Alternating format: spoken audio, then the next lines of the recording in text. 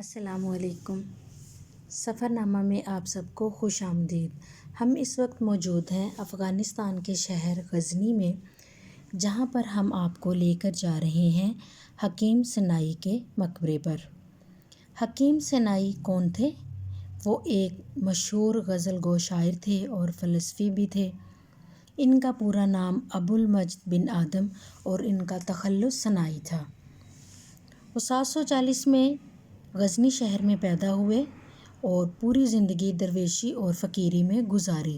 انہیں سیر و سیاحت کا بہت شوق تھا، اس لیے وہ اسلامی حکومت کے زیر اثر مناطق کی سیر کرنے کے لیے نکلے۔ اسی دوران انہیں حج کرنے کی سعادت بھی حاصل ہوئی۔ حکیم سنائی کو مختلف علوم، تفسیر، حدیث، فقہ اور ادبی علوم پر دسترس حاصل تھا۔ وہ فلسفہ، ہندسہ اور علم طب میں بھی ماہر تھے۔ ایک حد تک وہ خواب کی تعبیر بتانے کا علم بھی جانتے تھے۔ حکیم سنائی کو ان کی اعلیٰ علمی قابلیت اور ذہانت کی وجہ سے حکیم اور شیخ جیسے القاب سے نوازا گیا۔ وہ اپنے زمانے کے نہایت معروف اور ہر دل عزیز شخص تھے۔ انہیں شعراء، عرفاء اور علماء کی نظر میں نہایت اہم مقام حاصل تھا۔ سب سے پہلے غزل کو حکیم سنائی نے ہی رواج دیا تھا۔ انہوں نے قصائد، غزلیات اور مثنویات جیسی صنف میں طبع آزمائی کی۔ ان کی مثنویوں کو بہت زیادہ شہرت حاصل ہوئی۔ ان کی مشہور مثنویوں میں حدیقۃ الحقیقہ، طریق التحقیق، سیر العباد، مثنوی کارنامہ، عقل نامہ، عشق نامہ بہت مشہور ہوئیں۔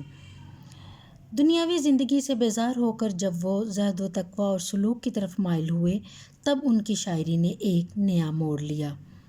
وہ سادہ، واضح اور صریح انداز میں شاعری کیا کرتے تھے۔ شاید وہ پہلے شخص ہیں جنہوں نے اپنے کلام میں زلف، چشم، بیمار، میں و میکدہ، رند و خرابات جیسی اصطلاحات کا استعمال کیا۔ ان کی وجہ شہرت ان کی مثنویاں ہیں۔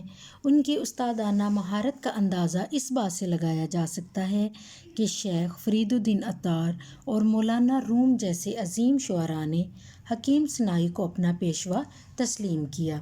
تو یہ تو تھا ان کا مختصر تعارف۔ آج ہم موجود ہیں ان کے مزار پر، تو آئیے آپ کو بھی لے چلتے ہیں۔ ہم موجود ہیں اس وقت مزار کے احاطے میں۔ یہاں جیسا کہ آپ دیکھ رہے ہیں بہت ساری قبریں ہیں۔ یہ کہا جاتا ہے کہ حکیم سنائی کے مریدین اور ان کے شاگردوں کی تھیں۔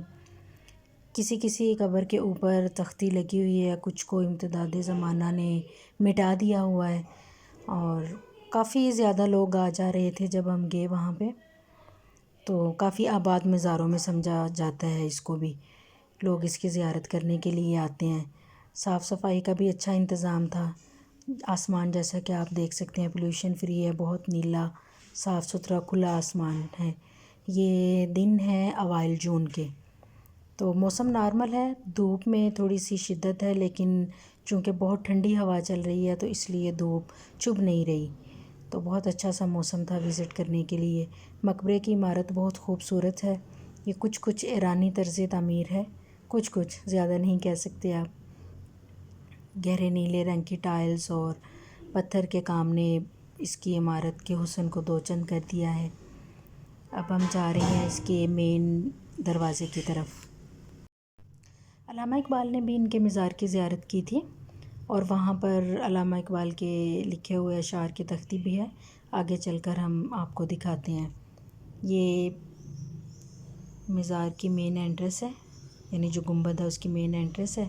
یہاں دروازے کے ساتھ ہی یہ بابا جی بیٹھے تھے، جس طرح ہمارے یہاں عموماً مزاروں کے باہر بیٹھے ہوتے ہیں، وہ تعویذ وغیرہ دیتے ہیں، دھاگا وغیرہ، اور نمک رکھا ہوتا ہے وہ کھاتے ہیں لوگ تبرک کے لیے۔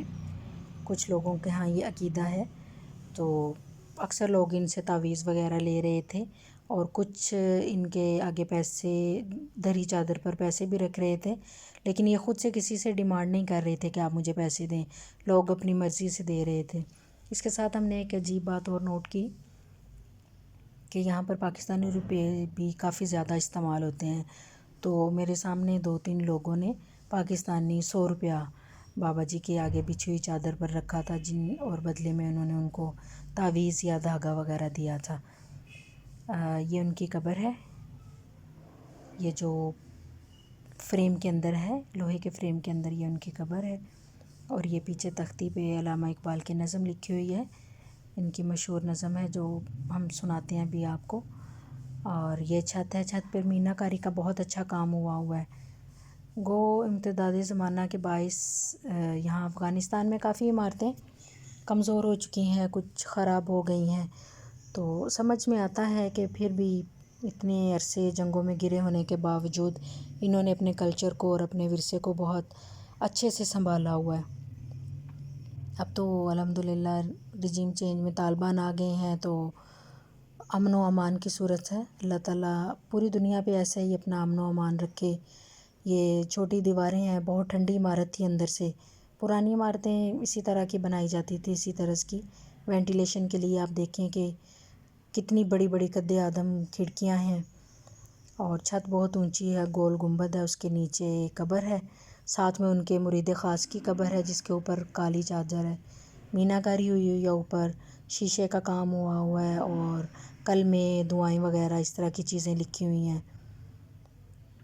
तर्ज़ तमीर कुछ कुछ ऐसा ही है जिस तरह हमारे यहाँ अमूमन मज़ार होते हैं। इन्वायरमेंट भी ऐसा ही था, लोग बैठे हुए थे दुआ के लिए, तावीज़ वगैरह ले रहे थे। ये मर्दों का हिस्सा है, इस तरफ मर्द बैठ के दुआ वगैरह करते हैं। ये बाबा जी हैं या कोई जवान है चादर लपेटे। हम तकरीबन आधा घंटा यहाँ रुके थे, तो ये इसी पोज़ में बैठे रहे थे। कभी कभी शायद इन पर हाल आता था तो ऊंची आवाज़ में अल्लाह कहते थे और फिर इसी तरह चादर में लिपट जाते थे। ये एक छोटा सा टेबल था, ये इनके तारुफ़ के बारे में तख्ती यहाँ लगी हुई है। ये एक छोटा सा लोहे का टेबल था, स्टूल टाइप, उसके नीचे से लोग गुज़र रहे थे बारी बारी, औरतें भी मर्द भी। तो हमने तो बस पास खड़े होकर दुआ कर ली, क्योंकि हर किसी का अपना अकीदा है। हम इसके नीचे से नहीं गुज़रे, लेकिन मैंने चादर उठाकर देखा तो इसके ऊपर कुरान पाक पड़े हुए थे, और कोई किताब नहीं थी, कुरान पाक ही थे। तो लोग बरकत के लिए इसके नीचे से गुज़रते होंगे। और हमारे यहाँ पाकिस्तान की तरह यहाँ भी दीवारों पे लोगों ने अपने नाम वगैरह लिखे हुए थे। ये कुरान पाक पढ़े हैं, ये छोटी सी विंडो है, बाहर का व्यू है इससे। तो ये तो था हकीम सनाई का मकबरा। तो अब हमें इजाज़त दीजिए, मिलते हैं फिर इंशाल्लाह अगली वीडियो में। तो अगर आप यहाँ तक आ गए हैं तो इसका मतलब है कि आपको वीडियो पसंद आई है, तो प्लीज़ आप सब्सक्राइब किए बिना मत जाइएगा। ये मज़ार के पहलू में ही अहाते में एक छोटी सी ऊंचे चबूतरे पे एक छोटी सी कब्र थी। वहाँ जो लिखी हुई थी उससे महसूस हुआ कि शायद ही हकीम सनाई की अहलिया की कब्र है। अल्लाह ताला इनसे राज़ी हो।